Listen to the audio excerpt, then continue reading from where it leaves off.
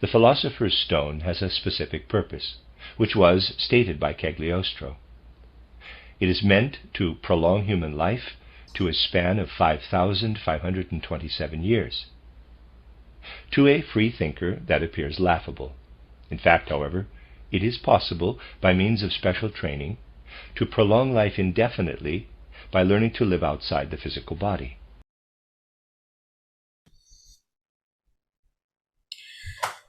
Okay, so the Philosopher's Stone. What the Philosopher's Stone is actually an elixir, or similar to an elixir.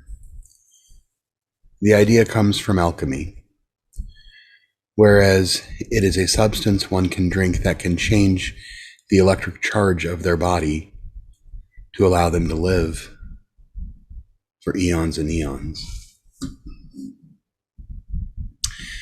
The belief that one could live outside of their body indefinitely from the Philosopher's Stone is not a new one.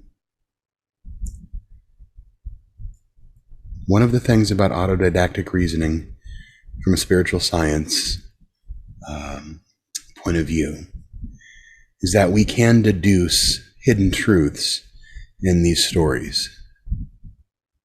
The Book of Enoch features Archangel Metatron, who had originally been the prophet Enoch before becoming an angel in heaven.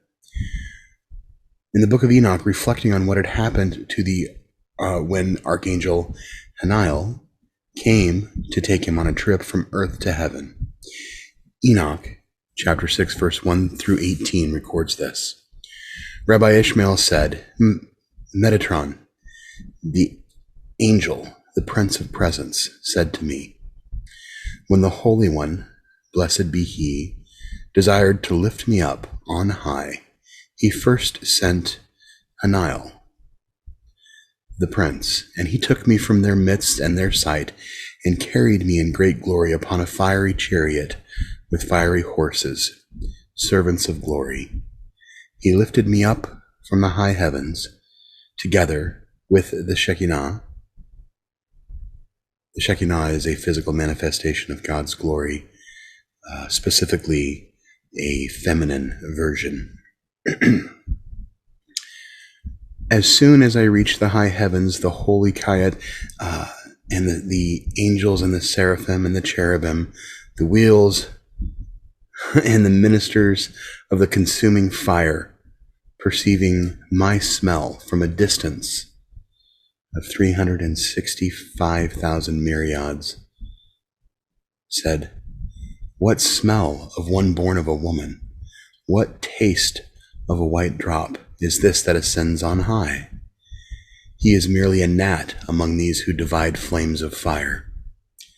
The Holy One, blessed he be, answered and spoke to them, my servant, my hosts, don't be displeased on account of all of this, since all the children of men have denied me and my great kingdom, and have gone to worshiping idols. I have removed my Shekinah from them, and lifted them up, and lifted it up on high. But this one I have taken from among them, is an elect one, is a chosen one of the inhabitants of the world. He is equal to all of them in faith, righteousness, and perfection of deed. And I have taken him as a tribute from my world under all the heavens.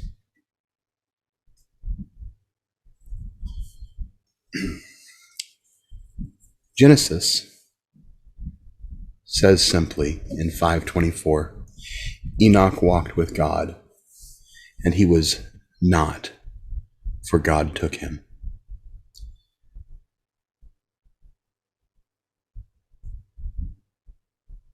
Considering the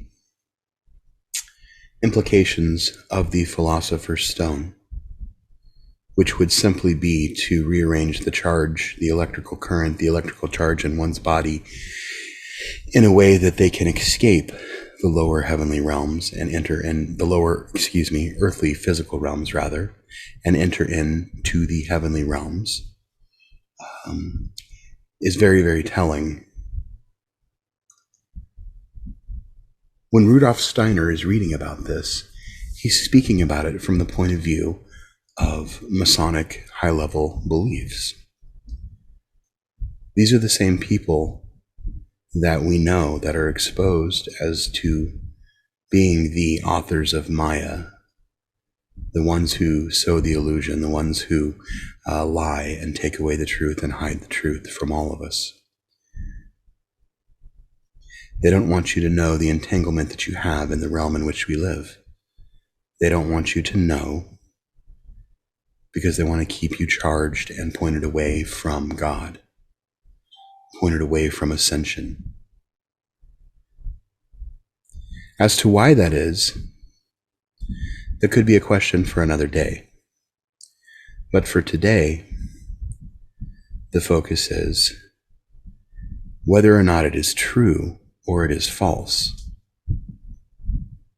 The fact of the matter is it becomes very plainly clear, looking through history, that the rulers that be believe it is true. Truth is absolute, and truth is also subjective. As a matter of fact, truth is the sum of all subjectivity. If a group believes and devotes themselves to believing one thing is true, some of the power that they can achieve is outstanding. It's unending, and it's amazing. Looking at the symbol for the Philosopher's Stone reminds me of the attempt at space travel.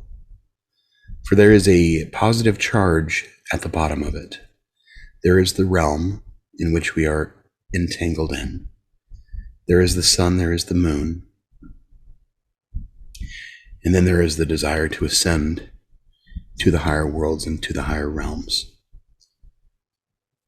This is simply just a raising of one's frequency, of one's vibration, as the entire world is nothing more than sonic frequency interfering in a water realm.